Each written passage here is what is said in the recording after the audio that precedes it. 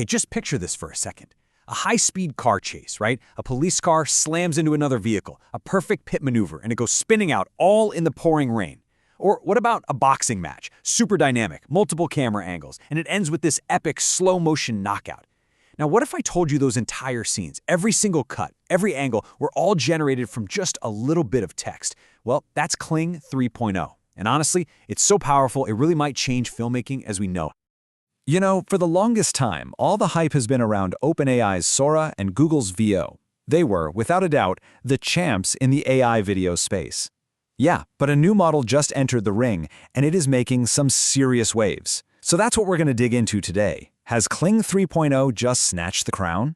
We're going to break down its most mind-blowing features and see how it stacks up head-to-head with the competition. All right, so first up, let's talk about what is maybe the biggest game changer here. It's a feature that people are starting to call the AI director. And this is a huge leap. I mean, we're moving way beyond just a simple tool that makes a single clip. We're talking about a creative partner, one that actually gets the language of filmmaking. So at the heart of this is something called multi-shot generation. But what does that actually mean? Well, think about it like this. Other models, they just give you one long continuous video clip.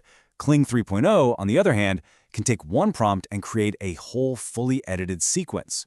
You can literally tell it, okay, give me an establishing shot, then cut to a medium shot, then punch in for a close-up. And it just does it. It directs the scene for you. And the most amazing part is just how simple they've made the whole thing. I mean, look at this workflow. You're not writing code, you're not getting bogged down in some complex interface, not at all. You literally just flip a switch for multi-shot, and then you get these little prompt boxes for each shot you want. You can type in shot 1, wide shot of a forest, 4 seconds. Shot 2, close-up on a character's face, 3 seconds. It takes this incredibly complicated filmmaking concept and makes it so simple.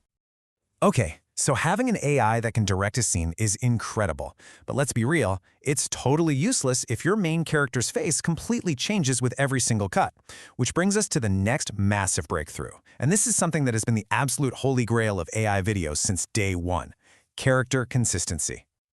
So let's just get right to it. What has been the #1 biggest frustration for literally anyone trying to tell a story using AI video? Oh, it's this. 100%. You get that one perfect shot of your hero, but then in the very next clip, their haircut's a little different, or maybe their shirt changed color. The illusion is just instantly shattered, and the whole story falls apart. It's so frustrating. So, how in the world does Kling get around this? They have this brilliant feature called Elements. Sometimes you'll see it called omni-reference. It's so smart. You basically create an element by just uploading a few photos of your character from different angles, front, side, back. So it's kind of like you're giving the AI a digital model sheet, like an animation. Exactly. And the AI uses that to just lock in the character's appearance, making sure they look the same no matter what you have them doing in the scene. And when you see a side-by-side, the difference is just night and day. Before, you'd always get that creepy, uncanny valley morphing thing between shots, where your character suddenly looks like their own distant cousin in the next scene. But with Kling 3.0, the continuity is just perfect. I mean, we've seen demos where a camera does a full 360-degree spin around a character and their face stays completely stable. This is what finally makes coherent, narrative AI filmmaking a real possibility. Okay, so Kling has these absolutely killer new features, but the real question is, how does it actually stack up against the titans, Sora and VO? Let's find out. We're going to dive into some head-to-head tests from folks in the community, really comparing these models on some key filmmaking criteria to see who comes out on top. Whoa, okay, let's break this down. Right off the bat, with multi-shot directing, Kling is the undisputed winner. The other models, they kind of try, but they just can't keep the continuity together. Kling's cuts just feel logical and intentional. And check out prompt following. This is huge. Kling actually listens when you ask for a specific camera move, which is something both Sora and VO are pretty famous for just ignoring. What about the action scenes? Looks like it's a pretty tight race there. It really is. Sora is famous for that beautiful, smooth, cinematic motion. But Kling seems to deliver this raw, dynamic energy that feels really realistic. It's like two different flavors of excellent. And this chart really sums it all up, doesn't it? This is based on a whole series of tests that were run by a researcher named Yuri van Hoffelgen. Yeah, and the results are pretty wild. For a newcomer, in 5 direct comparisons against Sora, Kling 3.0 walked away with 3 decisive wins and 2 ties. I mean, that is just an incredible debut performance. And Van Hoffagen's final take on it really says it all. He says, Kling 3.0 is the one that fully delivers on what was asked for, making it the clear winner. And that's really the key takeaway here, isn't it? Sora might, sometimes, make a prettier looking video, but Kling makes the video you actually asked it to make. Okay, but let's be real. No AI model is perfect, and as powerful as Kling 3.0 clearly is, testers have definitely found some quirks. Let's call them quirks. Right, it's not magic, not yet anyway. So let's talk about the Achilles heel. Okay, so here are the little things you need to watch out for.